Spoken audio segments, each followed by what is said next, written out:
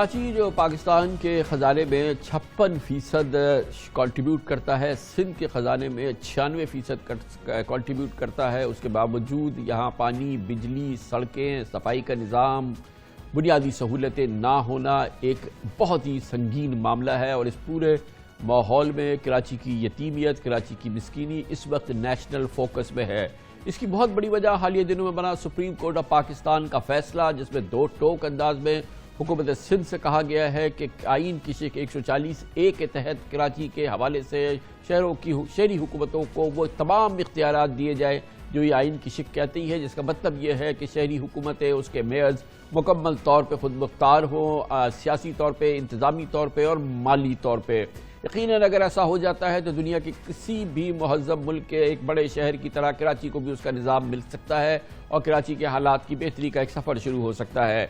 इसी पस मंज़र में और इससे पहले हमने देखा कि कराची के अवाम भी और कराची से मुंसलिक सियासी जमातें मां सवाए तहरीक इंसाफ के उन्होंने इस सिलसिले में काविश की है और कोशिश की है कि एक एहतजाज की फ़ज़ा जो कि कराची की दिल की आवाज़ है और कराची के 2.5 करोड़ लोग कराची के साथ इंसाफ चाहते हैं, उस हवाले से एक बड़ी डेवलपमेंट पिछले माह हुई थी जब कराची को हक़ दो तहरीक से मुतालिक जमात इस्लामी ने सिंध हुकूमत के मुतनाज़ा बल्दियाती कानून के खिलाफ 29 रोज़ का धरना दिया। तहरीक कराची के हुकूक के हवाले से किसी भी तहरीक का ये सबसे मौसर मुजाहरा था। जमात इस्लामी ने कराची को मालियाती, इंतज़ामी और सियासी तौर पर यानी कि आइन की सिक 140 की तरह बाख्तियार बनाने के लिए अपना मौक़िफ़ दिया था। सिंध हुकूमत ने बल्दियाती कानून में तब्दीली की, अब इत्तलात के मुताबिक जमात इस्लामी से मुज़ाकरात की और फिर उसकी तब्दीली की हामी भरी। एक माहिदा भी जमात इस्लामी के साथ तय पाया।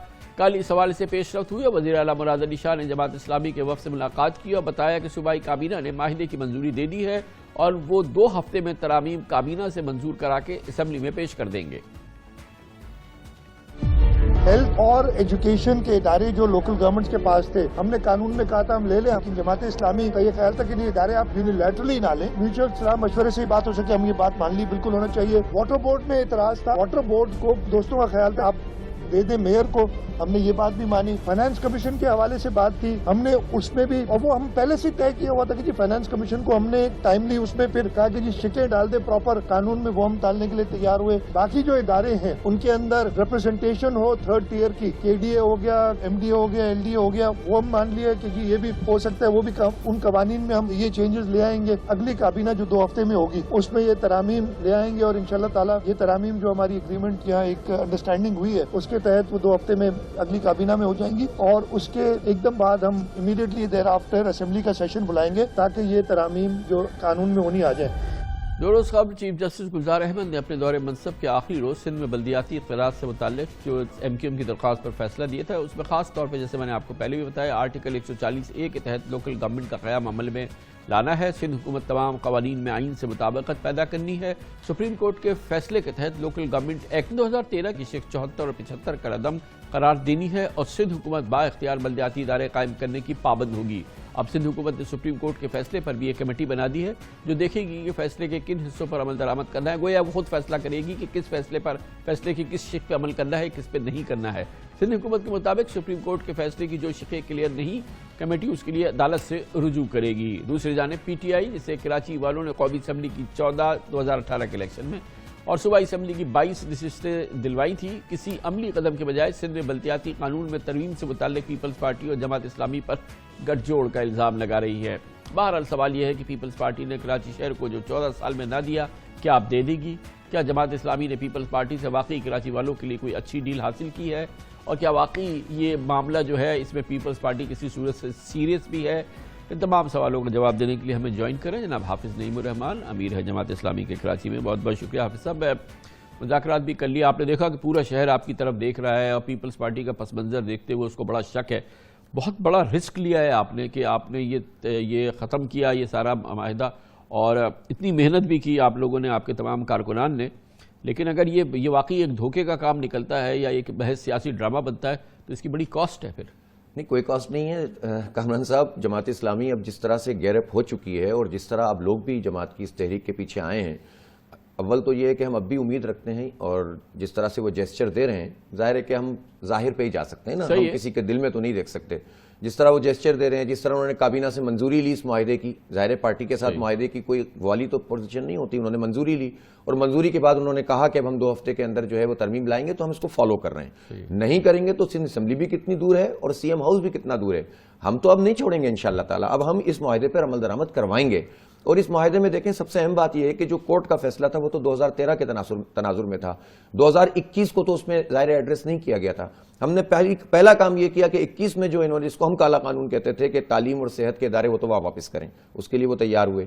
پھر جس چیز پر ہماری کئی دن تک ان سے جھگڑا چلتا رہا وہ واٹر بورڈ تھا. پتہ نہیں وہ کیا سونے کی چڑیا ہے کہ جس کی وجہ سے وہ مان ہی نہیں رہے تھے, لیکن ہم نے کہا کہ جب تک آپ اس کو چیئرمین نہیں کریں گے آگے بات نہیں ہوگی.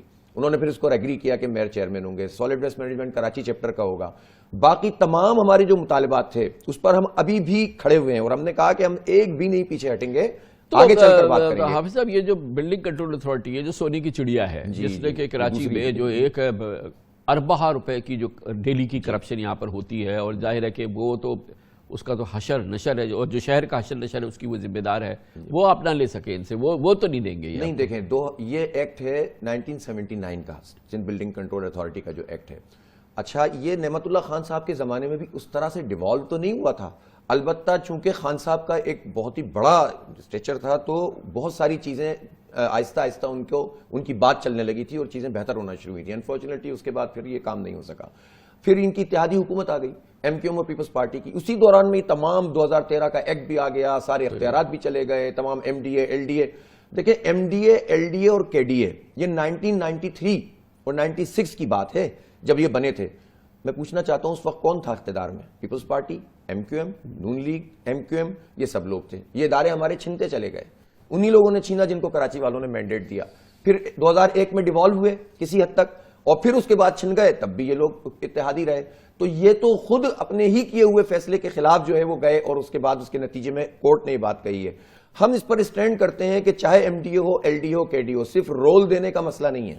ممبر بنانے کے لیے تو وہ تیار ہیں, رول دینے کے لیے رول کا مسئلہ نہیں ہے, اتھارٹی ملنی چاہیے. تو ہم با اختیار میئر کے لیے جتنی بھی ہماری شرائط تھیں اس پہ اسٹینڈ کیا, ہم نے کہا مذاکرات جاری رہیں گے, لیکن ہم پیر رکھنا چاہتے تھے کہ کسی طرح 32 سال بعد کراچی کو کوئی حق ملے, اور جو 14 سال سے کوئی 1 انچ زمین بھی کراچی کو نہیں مل سکی کسی جگہ, تو ہم کھڑے ہوں. تو ہم نے پھر ان سے کہا کہ آپ یہ چیزیں کر دیں. ہم نے دیکھیں مالیاتی طور پر بہت بڑی اچیومنٹ کی ہے. ٹی ایف سی ایوارڈ کے لیے ہم نے ان کو باؤنڈ کیا 30 دن کے لیے, ٹھیک ہے, 30 دن کے اندر انتخابات کے بعد لائیں گے. موٹر وہیکل ٹیکس 50 سال سے کراچی کو نہیں ملا, مشرف کے زمانے میں بھی نہیں ملا. ہم نے ان سے کہا کہ ہمیں حصہ ملے گا اور تمام بلدیاتی اداروں کو ملے گا سندھ کے. پھر ہم نے کہا کہ جو آکٹرائے ضلع ٹیکس, یہ بہت امپورٹنٹ ہے. یہ 1999 میں طے ہوا تھا کہ چنگیاں ختم, تو اب جی ایس ٹی سے جو پیسے ملا کریں گے وہ ہسٹوریکل شیئر کی بنیاد پہ ملیں گے.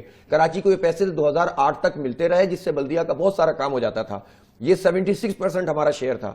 اس کے بعد گریجولی ایم کیو ایم اور پیپلز پارٹی کی حکومت میں یہ شیئر کم ہوتا چلا گیا, اب یہ 24% ملتا ہے. ہم نے کہا نہیں, ہم جو لکھا ہوا تھا ہسٹوریکل شیئر کو پروٹیکٹ کیا جائے گا, اس کے مطابق آکٹرائے ملے گا. اس پورے ماحول میں مجھے ایک جو پیپلز پارٹی یا گورنمنٹ کی جانب سے, پروونشل گورنمنٹ کی طرف سے کچھ سیریسنس لگی. کل جو چیف منسٹر آپ سے ملے ہیں اور یہ بات کی ہے, تو آپ کا کیا تاثر تھا؟ نہیں, میرا خیال ہے کہ وہ آئے, ان کا آنا خود یہ اعلان, انہوں نے دوبارہ اعلان کیا. بلکہ آپ کو بہت اہم بات بتاؤں خان صاحب, ان تمام چیزوں کو بھی انہوں نے اعلان کیا, اور ساتھ میں ہم نے ان سے ایک اور بہت اہم اعلان کروایا, اور وہ یہ کہ وفاقی حکومت اور صوبائی حکومت کے جھگڑے میں کراچی کا پانی کمپرومائز ہو رہا تھا. 650 ملین گیلن کا جو منصوبہ تھا, ابھی وفاقی حکومت نے, اب دیکھیں نا یہ پی ٹی آئی اور ایم کیو ایم وفاق میں موجود ہیں, ان ظالموں نے اس کو 1/3 کر دیا, 260 کر دیا. جب ہم ان سے پوچھو کہتے ہیں کہ پانی نہیں ہے. پانی کا کوٹا مختص کرنا وفاق کی ذمہ داری ہے. ارسا میں 1991 کے قانون کے مطابق 1% پانی ہمیں ملا تھا. یہ 1% اگر اور دے دیں تو کراچی کا یہ مسئلہ حل ہو جائے. بجائے اس کے کہ پانی ایلوکیٹ کرتے, انہوں نے منصوبے کو 1/3 کر دیا. میں نے مراد علی شاہ صاحب سے کہا کہ بھائی یہ لوگ کہتے ہیں کہ سندھ حکومت پانی نہیں دے رہی. انہوں نے کہا کہ میں پانی کے لیے لڑوں گا, اور پھر میں نے میڈیا کے سامنے ان سے کہلوایا کہ 260 کے بجائے 650 یہ بنا دیں, پانی لینا ہماری ذمہ داری ہے. تو جب اتنی بڑی بات دیکھیں, ہم نے اونرشپ لی ہے نا, تو ہم ان کے منہ سے کہلوا رہے ہیں یہ بات, اور انشاءاللہ ہم پانی لیں گے کراچی کا. لیکن افسوس کی بات یہ ہے کہ مردم شماری وفاق کا سبجیکٹ, کے الیکٹرک وفاق کا سبجیکٹ, ٹھیک ہے, اسی طرح کوٹا سسٹم وفاق کا سبجیکٹ, اسی طرح سے آپ دیکھیں پانی وفاق کا سبجیکٹ انہوں نے لیا ہوا ہے. ساری چیزوں میں ایم کیو ایم اور پی ٹی آئی کراچی کے ساتھ کر کیا رہے ہیں. تو اس لیے ہم یہ سمجھتے ہیں کہ یہ لڑائی بڑی لمبی ہے.